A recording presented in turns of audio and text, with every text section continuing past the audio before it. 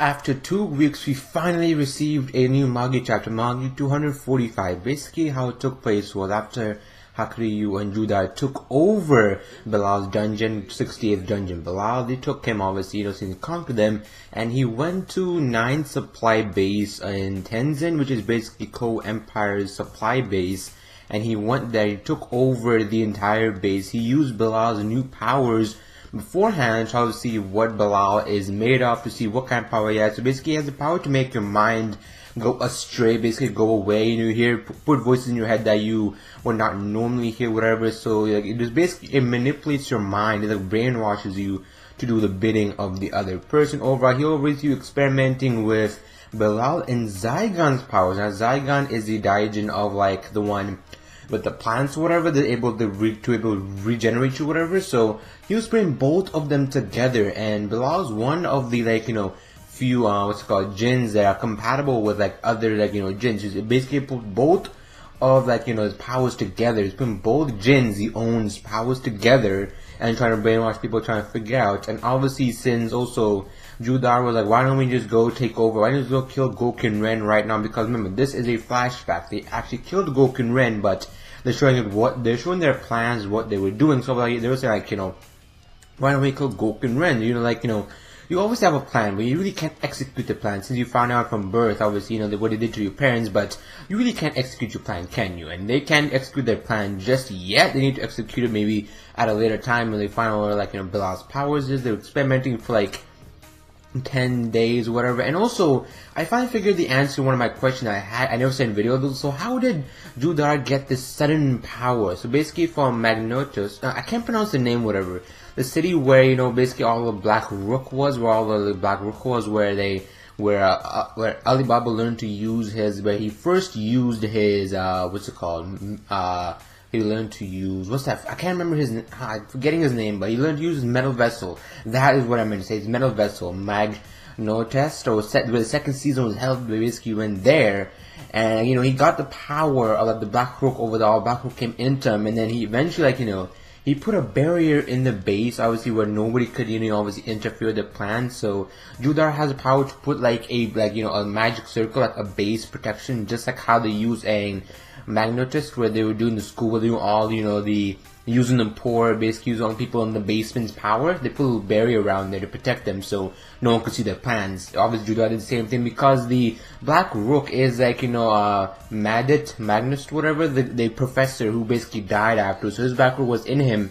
He was one of the more smarter magicians, so he learned how to do that from his Black Rook and everything. He's getting more and more powerful. Judar is getting more and more powerful, so is Hakuryuu. I just realized that. They're both doing their plans. I thought they were both going to collect more jinns, obviously, but I think they're going to use Bilal and, Zygon. They depend on both of them, and since, Judar is getting more and more powerful. He's matching up to the power of Ilaha, as like how Bilal said, you're matching up, that's the will of Ilaha. It feels like Ilaha, whatever, and I'm Judar and Hakuryuu are getting really, really strong. I can see why they were able to kill Gouken Ren, because by the time they did that, by the time they killed Gouken Ren, they probably got way more stronger than they were in this chapter.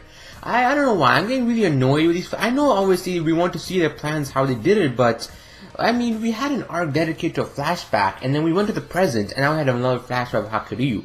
I know Hakuryuu wasn't in for the entire arc, but I would like to go into more of the present, the more future, because I don't know, I feel it's sort of I know obviously you should be able to see their plans, but I feel like it's sort of a waste of a chapter. I don't mind this chapter, I really do like it, but I would love if Shinobu maybe, did the future, so I want to see, I want to go, maybe I want to see Gouken get killed so badly. I want to see what their plan was. So it's a good and a bad. It shows what Hakuryuu was doing when everyone else was obviously, to the strip of Mount Tehran. But also bad is just, it's a tad too much. Maybe I want to move on to the future.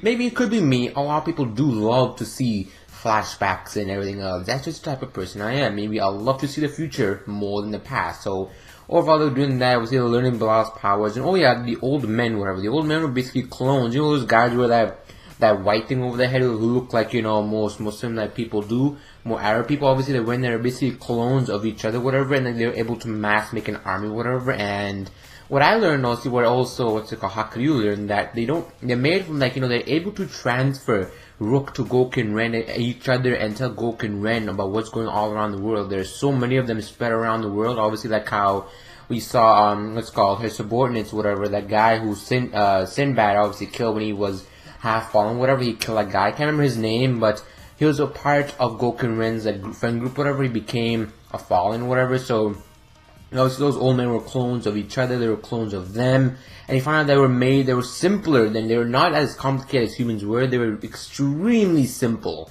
So obviously they were able to find out that, and over at the end of the chapter as well, what interested me as well, is that, how were they able to stop such an army? They were able to stop Ko-En's army, and the Emperor Ko's army, whatever. Oh yeah, the 9th base also contained, General Ko-En's, Ren Ko-En's army, whatever, and also Hakuryuu was talking about, how the guard was talking about, like, uniting the world, obviously, they're not aware that how corrupted Ko-Empire is, they're so in the dark about it, and how, I wish they really figure out for themselves that they were brainwashed.